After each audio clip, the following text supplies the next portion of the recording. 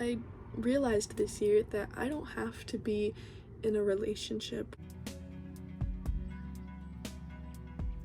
Every year, I make a list of lessons I've learned within that year of my life. I would say this was my most insightful year, and also, like, within myself, I learned a lot. If I want a nice / healthy body, I have to invest in it with love and care. I did struggle with unhealthy eating patterns. I would constantly compare myself to celebrities, as dumb as it sounds. In reality, most of it's Photoshop. That's not how you do it. Personally, to take better care of myself, and I have been, and I feel so much better. Number 2, to put myself first if I want the attention in relationships with others. How can you value one who does not value herself?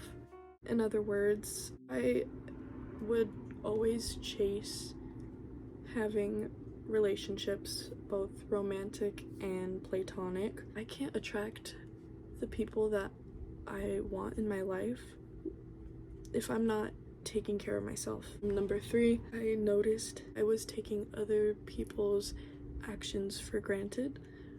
For example, like in my family members, I know in my heart that they love me very much, and they show it through their actions. My family would make it a priority to be there for me through their action, prep me dinner, encourage me. Do not allow outside people and situations affect me and my emotions.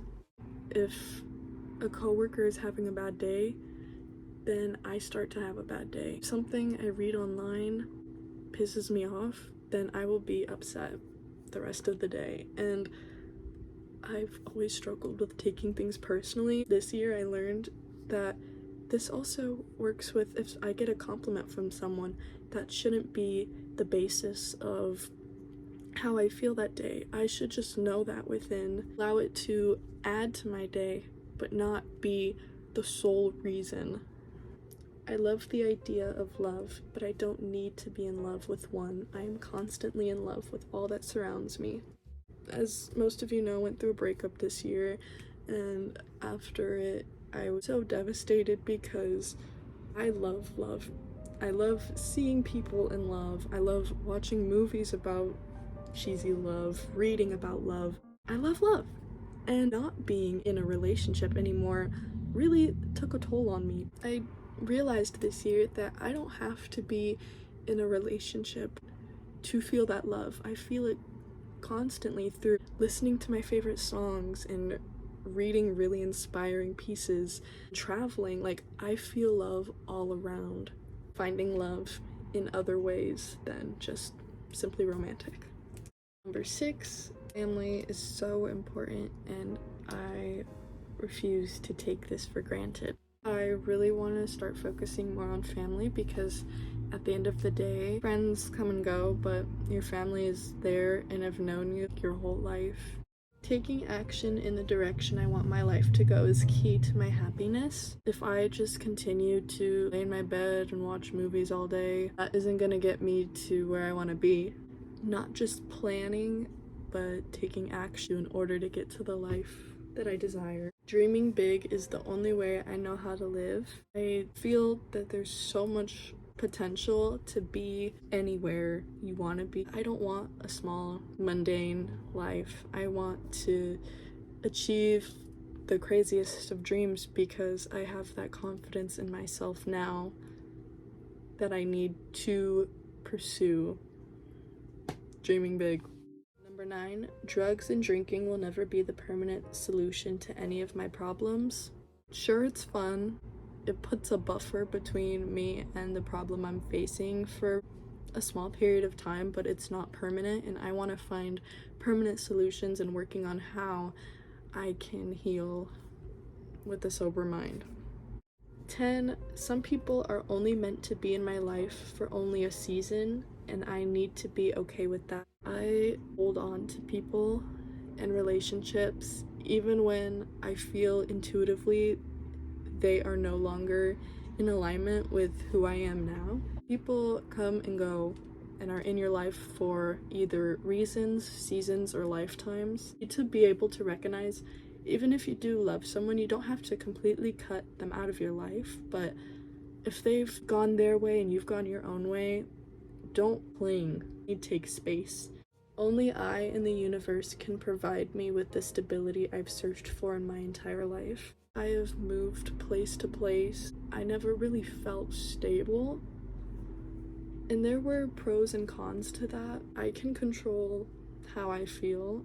And if I want to feel stable, I can do so by reflecting that stability and having a routine, maintaining, taking care of myself.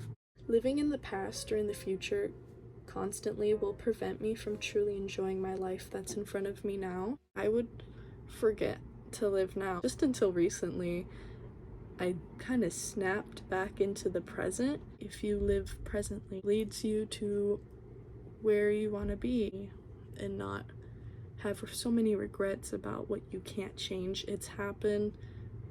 Keep moving forward. 13. Being alone is not the same as being lonely. It took me a long time to learn the difference between being alone and lonely. You can be surrounded by people and still feel lonely, whereas you can be alone and find comfort in it. And you don't have to be lonely. You can learn to satisfy that desire to be validated, learning to understand yourself. I'll admit, there are times I get lonely, but most of the time I'm learning to be grateful and enjoy my solitude. I am sensitive and there is nothing wrong with it. So what, I cry. So what, I feel things pretty deeply. I used to beat myself up about it because I was told, like, you're not bleeding, don't cry about it. Being sensitive is not about crying all the time, it's about feeling and having empathy, being considerate of others. I know that I'm sensitive and I'm learning to accept it. I always kind of denied it, but I mean, I'm a water sign, okay? I'm a Scorpio. Like, I used to complain a lot. Starting my days with gratitude has lessened my complaining and has made my days a lot better. At my old job, every day I would complain about something. It brought down my energy that day. Some things are just out of my control. If I decide to look at it in a more positive light, I can experience whatever that is better. When I write, like, at least 3 things that I'm grateful for when I wake up, I already feel so much better. I'm actively choosing to rewire my brain instead of finding the bad in everything. I am starting off good, and then that kind of leads me to think of everything good, and everything happens for a reason. Waiting around for male validation is so not it, and I refuse to stop my efforts to make my life amazing over a guy. Yes, snaps, snaps, snaps. Every girl I feel has struggled with this at some point, and I fully admit sometimes I will get consumed by a crush. I will put my goals and myself aside to make them my priority. I was really thinking, I was like, should I be working on my manuscript, or let me just wait, he might call me back. Don't put your potential and your goals aside for some half-decent guy that might call you pretty. Like, oh, that was such a hard lesson. Definitely my favorite lesson that I've learned. Finally being able to see behind all the BS of, like, being love bombed by someone and realizing that I don't really need, like, I don't need you. As mean as that sounds, like, I used to think I needed it because it was what I was seeing, and like I mentioned earlier, I love love, and if there is a possibility of me having it, like, I'm gonna pounce on it. I'm deciding now to back away from that need and desire to have male validation constantly, and I don't care anymore, because what can he provide me with that I can't already provide myself with? It's taken me a long time to get here, but I'm very grateful. I can only see others in the world as far as I see myself.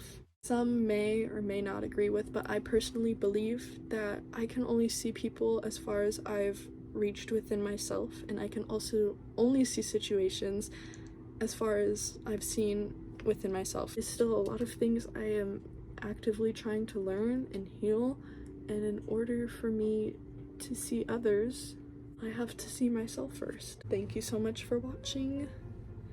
I know I talked a lot, I'm sorry, but I'm not sorry at the same time, because if you've gotten this far, you must have wanted to hear what I've had to say. So, Cheers to this next chapter of my life. Crazy.